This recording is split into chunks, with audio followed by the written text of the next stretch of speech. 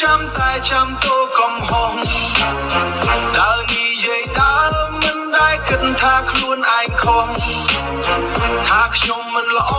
ថាខ្ញុំដើរលេងមិនចូលផ្ទះតែភ្នែកពួកគាត់ហាក់ដូចជាខ្វាក់មើលមិនច្បាស់រាល់ថ្ងៃរស់នៅ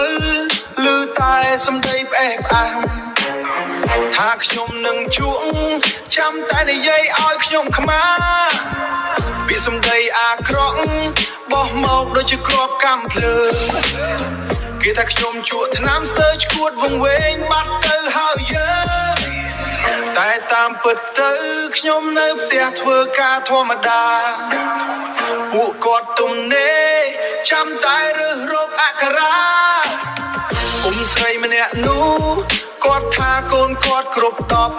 10តែលួចជក់ស្ងាត់ចិត្តឆ្ងាត់